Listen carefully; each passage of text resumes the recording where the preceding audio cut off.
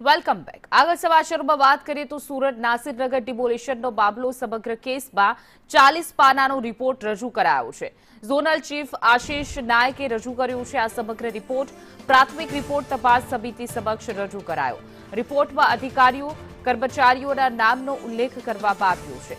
તમામ અધિકારીઓએ આપ્યા એક જ જવાબ, સીમાંકન માટે ગયા હોવાનો અધિકારીઓનો રિપોર્ટ।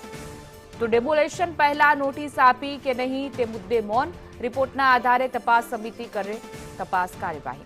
વધુ વિગતો સાથે અમારા સંવાદદાતા જયેન્દ્ર પાંડે જોડાઈ ગયા છે। જયેન્દ્ર, રિપોર્ટ આવી ગયો છે પરંતુ સવાલ ઘણા બધા હજુ પણ એટલા જ ગૂંચવાયેલા છે।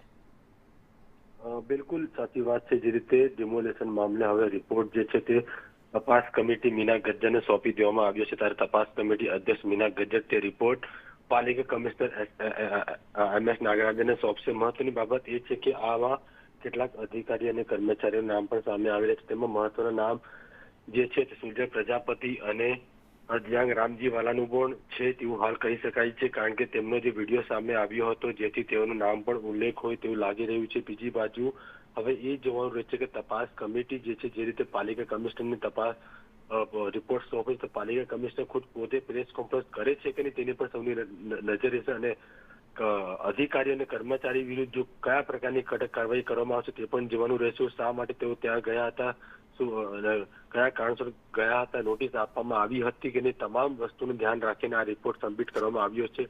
તો રિપોર્ટને લઈ હવે પ્રેસ કોન્ફરન્સ કરશે કે નહીં તે પણ હવે સૌથી જોવાનું રહેશે, કારણ કે એમ નાગરાજન કમિશનર દ્વારા અત્યાર સુધી એક પણ ડિમોલેશન મામલે એક પણ વખત પ્રેસ કોન્ફરન્સ કરી નથી। ફક્ત પોતાની રીતે તેઓ જે વિડીયો બનાવીને પોતાના એસએમસીની વેબસાઇટ પર મૂકી દીધો છે, જેથી તેઓ પણ સંઘર્ષ દાયરામાં તેઓ હાલ લાગી રહ્યું છે।